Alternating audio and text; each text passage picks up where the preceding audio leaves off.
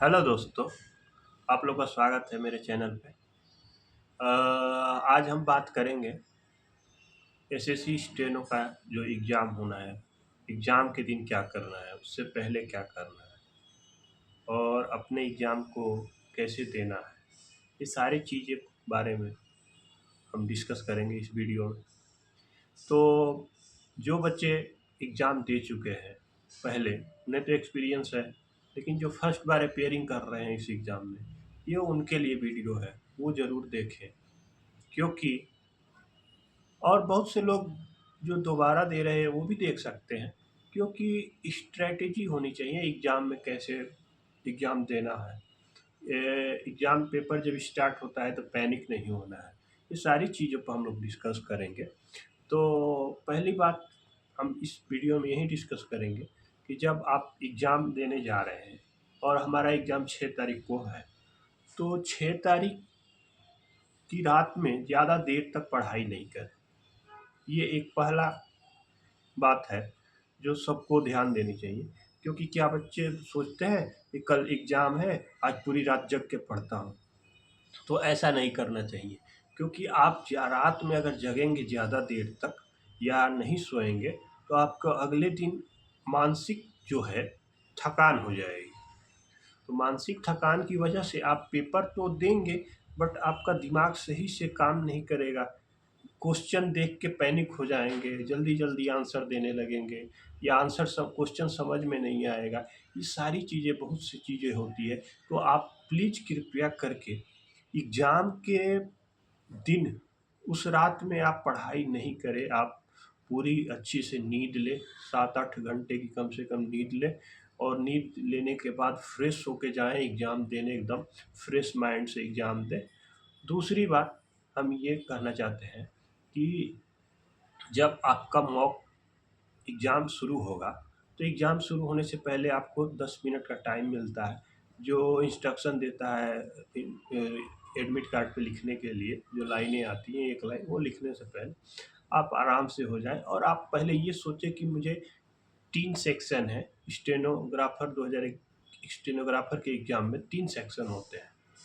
तो आपको 3 सेक्शन में पहले सेक्शन को कौन-सा अटेम्प्ट करना है, पहले आपको ये ध्यान देना है, ठीक है?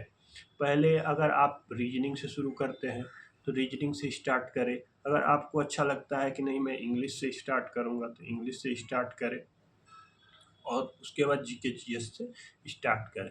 तो मेन बात ये है, इस वीडियो में मेरे को बताने की ज़रूरत ये है कि जब आप रीज़निंग स्टार्ट करते हैं, तो उसका टाइम आप सेक्शन बाँट के रखें कि मुझे 40 मिनट तक में 50 क्वेश्चन बनाने हैं, या 50 मिनट में 50 क्वेश्चन बनाने हैं।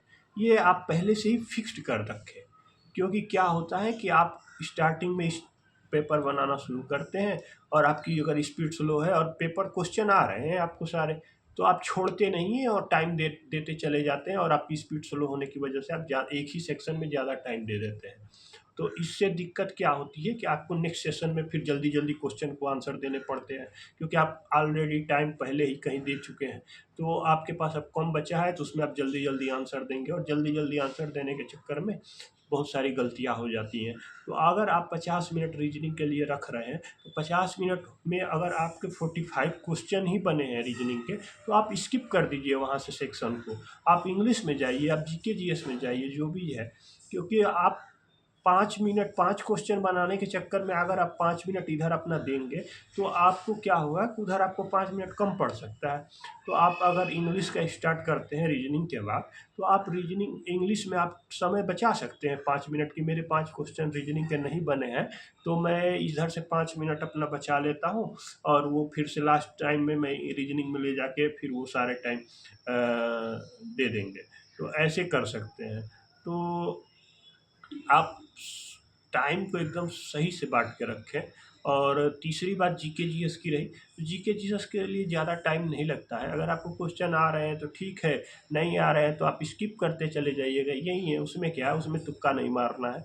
जो आप जिस पे आप कन्फर्म हैं, श्योर हैं, उसको बनाइए। और थोड़ा बहुत जैसे 50% बोले तो आप थोड़ा-सा एज़्यूम भी कर सकते हैं तो बिना तुक्का तो लिए होगा नहीं। कुछ क्वेश्चन को आप, जिसमें आपको 4 ऑप्शन आते हैं, 4 ऑप्शन में आपको लगता है कि 2 क्वेश्चन में आपको डाउट होगा, या तो ये होगा या तो ये, तो 2 क्वेश्चन के डाउट वाले को आप आंसर दे सकते हैं। बट अगर आपको चारों क्वेश्चन में किसी का भी पता नहीं चल रहा है कि कौन सा आंसर होगा, उसमें आप तुक्का नहीं मार सकते हैं। उस क्वेश्चन को आपको स्किप करना ही पड़ेगा। और अब अगले हम बात करें इंग्लिश की, तो इंग्लिश में जैसे आपको क्वेश्चन होते हैं, तो आपको पैसेज लास्ट में होते हैं। क्लोज टेस्ट और पैसेज 80 या 65-70 क्वेश्चन के बाद मिलेंगे आपको लास्ट में। तो आपको कम्प्रीहेंशन मिलते हैं, तो कम्प्रीहेंशन बड़े बड़े आजकल दे रहे हैं कि आप में टाइम इन्वेस्ट हो उसमें, तो आप कम्प्रीहेंशन को जल्दी जल्दी पढ़ के समझ लें। आप बार बार एक एक क्वेश्चन पढ़ने के बाद फिर कम्प्रीहेंशन में आते हैं, फिर इधर से उसको आंसर खोज के फिर आप अगले सेक्शन में फिर दूसरे क्वेश्चन में जाते हैं, फिर वहाँ से आते हैं और फिर देखते हैं। तो ऐसे करेंगे तो हमारा टाइम बहुत ज़्यादा वेस्ट होता है। कम्प्रीहेंशन का मतलब होता है, कम्प्रीहेंशन को आप पूरी डिटेल में पढ़ें, उसका मीनिंग समझें, वो क्या पैसेज बोल रहा है। और जब सारी चीज़ें समझ, थोड़ा टाइम लगेगा, पैनिक मत होइए। कॉम्प्रिहेंशन पढ़ने में थोड़ा टाइम लगेगा, लेकिन उसके बाद आप सारे आंसर 1 मिनट के अंदर में दे सकते हैं। अगर आप पूरा पैसेज समझ गए हैं, वो क्या बोल रहा है, क्या कर रहा है, तो आप 1 मिनट के अंदर देख सकते हैं क्वेश्चन। तो आप 2-3 मिनट लगाइए, मैं बोलूँगा यही 2 से 3 मिनट तक दीजिए पैसेज पढ़ने में। पैसेज को अच्छे से पढ़िए, समझिए, और उसके बाद अगले 1 या 1.5 मिनट में आप पूरा आंसर मार दीजिएगा, आपका पूरा पैसेज कंप्लीट हो गया 5 मिनट के अंदर। अगर आप ऐसे नहीं करेंगे, आप एक क्वेश्चन पढ़ें और उसको पढ़ने के बाद फिर उसका आंसर पैसेज में खोज रहे हैं, फिर वहाँ से टिक किए, फिर दूसरा क्वेश्चन आया, फिर उसको पैसेज में जाके खोज रहे हैं, ऐसे करेंगे तो आपको टाइम ज़्यादा इन्वेस्ट होगा उसमें, और चांसेज भी गलत होने के ज़्यादा रहेंगे। इसलिए आप क्या करें कि आप पहले पढ़ें, समझें कि कैसे होगा, इस क्या बोल रहा है पैसेज, और उसके बाद उसका आंसर दे दे। क्लोज टेस्ट में भी सेम करें। क्लोज टेस्ट में मैं एक बात बताना चाहता हूँ आप लोग को। क्लोज टेस्ट में क्या होता है कि फिलर आता है, तो वो 5 फिलर रहेंगे या 10 फिलर करके ऐसे क्लोज टेस्ट देता है। तो आपको क्या करना है, पहले बिना फिल किए ही पैसेज को पढ़ना है, क्लोज टेस्ट को। उसको पढ़ने के बाद आपको उसका थीम पता चल जाएगा कि वो किस बारे में बात कर रहा है, क्लोज टेस्ट क्या चीज़ का मैटर है। उसके बाद एक बार आप ऐसे पढ़ लें सरसरी निगाहों से, और उसके बाद फिर दूसरी बार जब आप पढ़ना स्टार्ट करें, फिर उसमें ऑप्शन को आप सेट करेंगे कि हाँ ये ऑप्शन यहाँ होगा या नहीं होगा। ये ऐसे करेंगे क्लोज टेस्ट का। और क्लोज टेस्ट हो गया, कॉम्प्रिहेंशन हो गया। अगली बात हम करेंगे नरेशन की। नरेशन ज़्यादा आते हैं एग्ज़ाम में, एसएससी स्टेनो के एग्ज़ाम में नरेशन 10 क्वेश्चन आता है। एक्टिव पैसिव 10 क्वेश्चन आते हैं, 20 क्वेश्चन आपके यहाँ से हो गए। तो आपको नरेशन में आपको वर्ब पकड़नी है। नरेशन का लगाने का और सबसे बढ़िया और सटीक उपाय होता है नरेशन की आप वर्ब पकड़िए। वर्ब को अगर वो डायरेक्ट पूछ रहा है तो इनडायरेक्ट में ले जाइए, इनडायरेक्ट का डायरेक्ट पूछ रहा है तो आप वर्ब को ही देख के, पहला आपका नरेशन के क्वेश्चन में पहला आपका पॉइंट होगा वर्ब को देखें, वर्ब कौन सी टेंस में है। उसके बाद फिर उसको जिस टेंस में चेंज करना है आप करिएगा। और उसके बाद आप अलग की जनरेशन में जो होता है, जैसे पोसेसिव प्रोनाउन होता है, उसको चेंज करना होता है, तो आपको ही का हिम करेंगे, ये दूसरे में देखेंगे। तो पहले आप वर्ब देखेंगे, उसके बाद दूसरा ये देखेंगे। एक्टिव पैसिव में सेम ऐसे ही करेंगे, पहले वर्ब देखेंगे फिर उसको ऐसे चेंज करेंगे। और ये उसके बाद हम बात करते हैं कॉमन ईरर की।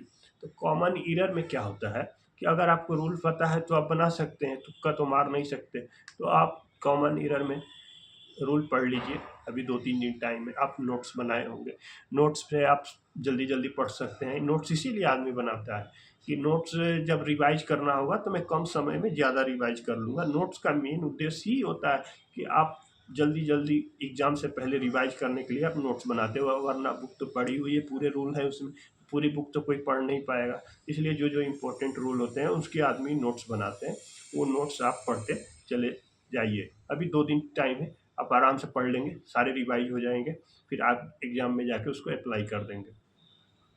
तीसरी बात हम करेंगे PQRS की। PQRS में क्या है, PQRS में आपको फर्स्ट सेंटेंस को आपको पता करना होता है। फर्स्ट सेंटेंस क्या होगी, उसके बाद आप ऐड करते चले जाएंगे। तो एसएससी के एग्ज़ाम में एक आपको बेनिफिट ये होता है कि ऑप्शन दिया रहता है, 4 ऑप्शन रहेंगे PQRS है, तो वो आप ऑप्शन से भी सेट कर सकते हैं, क्योंकि चारों ऑप्शन को आप सेट करके पढ़ेंगे सेंटेंस को, तो आपको किसी में लगेगा कि नहीं नहीं ये वाला पहला सेंटेंस नहीं होगा, ये वाला होगा, तो आप ऑप्शन के से ही आप आंसर निकाल सकते हैं। सबसे अच्छी बात ये है। तो आप ऑप्शन को ही देख के करें। अगर आपको कुछ समझ में नहीं आ रहा है PQRS के बारे में, तो आप PQRS को ऑप्शन से सेट करें। थोड़ा टाइम लगेगा, 1 मिनट लग जाएंगे, तो कोई दिक्कत नहीं, लगने दीजिए, लेकिन आपको 100% श्योर क्वेश्चन सही होगा, राइट होगा। तो आप समय दीजिए। अगर आप मैं 1 मिनट दे रहा हूँ और वो मेरे को 1 नंबर क्वेश्चन दे रहा है, सही हो रहा है, तो मैं वहाँ समय दूंगा, न कि मैं 1 मिनट समय भी दे दूँ और क्वेश्चन भी गलत हो जाए, वहाँ मैं समय नहीं दूंगा। तो इसलिए सबसे अच्छी बात है PQRS, आप उस पर सेट करिए, चारों को देख लीजिए किस पे हो रहा है सेट, अपना आंसर दे देंगे, इतना अच्छा है। तो आप स्कोर करिए एग्ज़ाम में, और दिमाग को एकदम पानी वानी पी लीजिएगा, क्योंकि पानी पीना बहुत ज़रूरी है। दिमाग ठंडा रहेगा, दिमाग काम करेगा।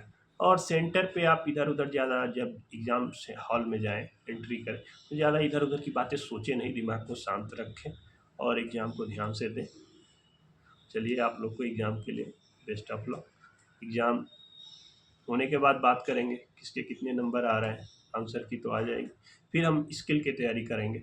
और स्किल की तैयारी में मैं आप लोग को एक बात बता देना चाहता हूँ, मैं हिंदी स्टेनो की क्लास शुरू करने जा रहा हूँ इसी चैनल पे। अगर आप लोग कमेंट करेंगे तो वो क्लास में एग्ज़ाम के तुरंत बाद स्टार्ट कर दूँगा, क्योंकि आप लोग जो बोलेंगे वैसे ही करेंगे।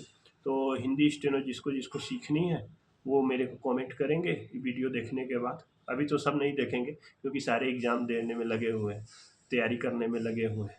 तो आप एग्ज़ाम दे लीजिए, उसके बाद में एक बार और वीडियो एक बनाएंगे, उसमें पूछेंगे किसको किसको हिंदी स्टेनो सीखनी है, उसको हम class wise per day 1 class लेके और हिंदी स्टेनो की क्लास पूरी कंप्लीट करेंगे। फिर डिक्टेशन लिखेंगे, सारी कुछ ऑनलाइन करा देंगे। तो एक बहुत बढ़िया अपॉर्चुनिटी है, आप लोग बताइएगा। चलिए ठीक है, चैनल को सब्सक्राइब ज़रूर करिएगा, क्योंकि चैनल को सब्सक्राइब करेंगे, ज़्यादा से ज़्यादा लोग जुड़ेंगे, तभी पढ़ाने में मज़ा आएगा। नहीं तो ऐसे कैसे, ऐसे नहीं हो पाएगा। आप लोग तैयारी करिए, एग्ज़ाम दीजिए अच्छे से, उसके बाद हम लोग मिलते हैं अगली वीडियो में आपसे। धन्यवाद। चैनल को सब्सक्राइब करना ना भूलें।